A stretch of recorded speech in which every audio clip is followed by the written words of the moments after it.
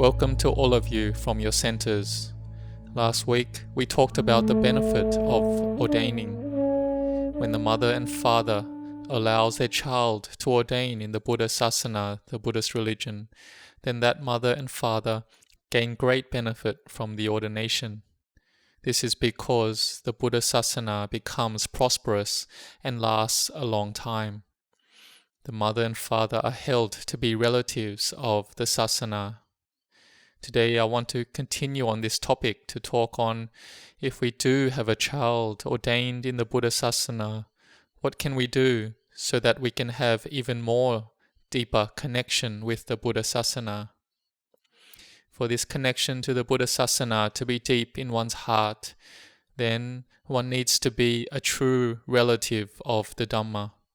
This is because even if we are already a relative of the Buddha Sasana, but if we practice Dhamma as well, then we can understand and see the Dhamma, and then we'll become a child of the Buddha. So there are two types of relatives. The first is Amisa Tayata, relatives in relation to material offerings, and the second is the Dhamma Tayata, relatives in terms of Dhamma, or those that have Dhamma arising in their heart. Out of these two, the Buddha praised the relative of the Dhamma. Why is this? Because the relative of the Dhamma practices to become free from suffering. That is, they practice following the Noble Eightfold Path. Can you see that the relative of the Dhamma doesn't need to ordain in the Buddha Sasana? Being a female lay disciple or male lay disciple with determination to practice following the Noble Eightfold Path, you can be a true Dhamma relative of the Buddha Sasana. Like Lady Visakha, the foremost female lay disciple of the Buddha, and the wealthy merchant Anathapindika, the foremost male lay disciple of the Buddha. These two didn't ordain in the Buddha Sasana. They weren't bhikkhus or bhikkhunis, but these two were relatives of the Dhamma. They were Arya Pugala or noble beings. They were children of the Buddha. We know well the biography of Lady Visakha. At just 7 years old, her heart knew the Dhamma. This was due to being someone who had built lots of spiritual development from the past. She knew the Dhamma, that is, she saw the Dhamma and came to the nature of the true Dhamma. She had merit and spiritual development and was a Panchakalayani. She had the 5 feminine features of beautiful hair, beautiful figure, beautiful bone structure, beautiful skin, and youthfulness. And as we know from the texts, that she had great faith in the Buddha Sasana, and she helped her husband and her husband's father attain to the level of Sotapanna, the first noble level of attainment. Now we look on the male side at the Upasaka originally named Sudatta, or more widely known as the wealthy merchant Anathapindika, who was the foremost in offering dana of all the male lay disciples. He had unshakable faith, and he was devoted in making offerings of dana regularly. In terms of laymen, there was no equal. He had a wife named Punya Lakana, and they had 4 children. The son was named Kala, and their 3 daughters were Mahasubhada, Chula Subhada, and Sumana. Anathapindika had no worries about his daughters who followed their father in terms of charity and offerings, so Anathapindika had them take over the duties of making offerings to the community of monks in his place. The monks who accepted invitations to have the meal regularly at the wealthy merchant's house would come 1,000 monks at a time. There needed to be people to organize the meal offering every day. The daughter, Mahasubhada, was the head of looking after the offerings and fulfilled her duties well. But when she married and moved out of the family home, the second sister, Chula Subhada, took over these duties. Chula Subhada later married and also moved to her husband's house, and the youngest daughter took over the duties. They looked after the responsibilities like this. So the responsibility of the household was left to Sumana Devi. Here, Anathapindika's only son, Kala, who was the oldest of all his children, he didn't have any faith in the Buddha Sasana.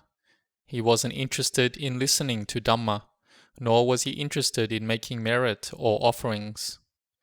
Even when his father would push him or try to change him, the son didn't listen. Here we see that his father was very worried that his son would go to a realm of suffering like a hell realm. So the wealthy merchant looked for a skillful method to teach his son.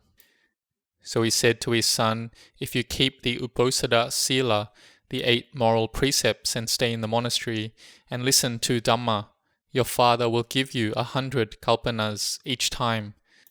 That was a lot of money, and Kala wanted to have the money, so he was willing to go to the monastery to take the Uposatha Sila, but he didn't go listen to Dhamma, and instead went to go sleep in the monastery.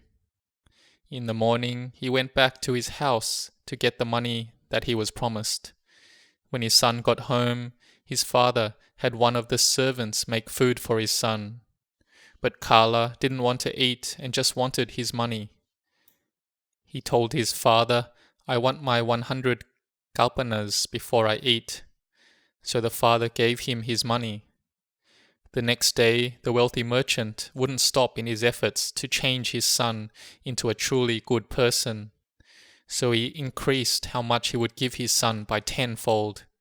He said, if you go listen to the Dhamma from the Buddha, and you can memorize 1 line of Dhamma, your father will give you 100 kalpanas. His son Kala heard this and was so happy because he wanted to get the money and could use it as he pleased. So he quickly went to the monastery to listen to the Dhamma with the intention that he would just quickly remember 1 line of Dhamma and then go home and get the money from his father. And at the time he was listening to Dhamma, the Buddha saw into his ability to attain to the paths and fruits of the practice. So he used his psychic power so that the son couldn't remember even 1 line of Dhamma. So he had to continue on to listen to the Dhamma. He couldn't remember even 1 line. But even by just continuing to listen to the Dhamma, his heart became more and more clean, refined and purified, and ultimately became still and calm. The heart became more soft and appropriate to be used for work. When his heart was still, he saw the truth of the sankhara, that all conditioned things were anicca, dukkha, anatta, or impermanent, unsatisfactory, and non-self. He saw the Dhamma and attained to Sotapanna at that time. The next day, Kala went back home like the other day. But on that day, the Buddha and his community of monks were invited to have the meal at the wealthy merchant's house. The merchant was very excited and organized all the food offerings. After they had offered the food already, the servant gave food to Kala and he ate it peacefully, unlike the time before when he wanted his money before eating. After the Buddha had taken the meal, Anathapindika took out the 1,000 kalpanas to give to his son in front of the Buddha. But as Kala was a Sotapanna, he knew the value of the Dhamma deep within his heart. He felt ashamed and didn't want to receive the money from his father, no matter how much his father pushed him to take it.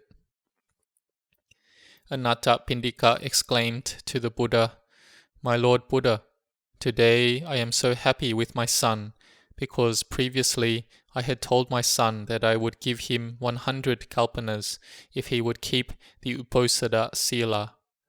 And the moment that he got home from the monastery, he asked for his money, and if I didn't give it to him, he wouldn't eat anything. But today he comes back from the monastery, and he doesn't even want the 1,000 kalpanas that I promised him. The Buddha said, It's just like that, wealthy merchant.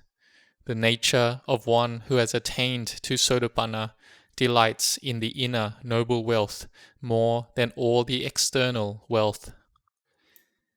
Because the inner refuge is more excellent than all the riches of a universal monarch, It is more excellent than all the wealth in the heavenly realms, and even more excellent than the wealth of the Brahma realms. Can you see how excellent it is to make a person become a good person, something that the world wants?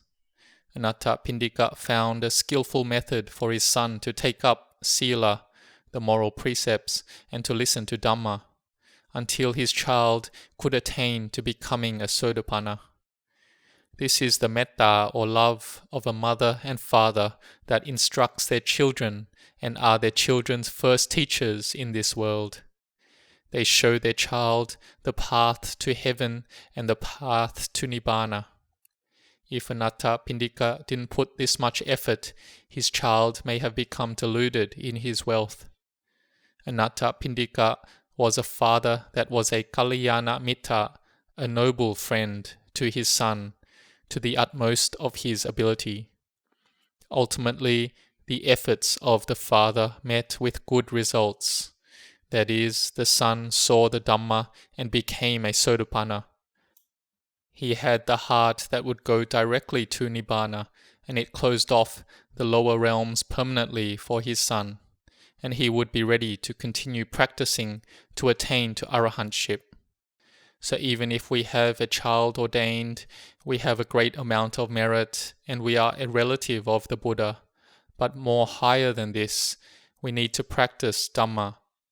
Or if our child hasn't ordained, but practices till seeing the Dhamma, then they will be a child of the Buddha, a relative of the Buddha.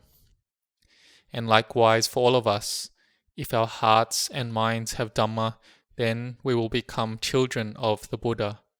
If we have just a little Dhamma, then it's like a small baby that is still sleeping innocently and who doesn't know anything yet. Later on, it learns to crawl and tries to stand but falls over. Later, it can crawl well and can stand by themselves and can slowly walk. They walk till they're able to run.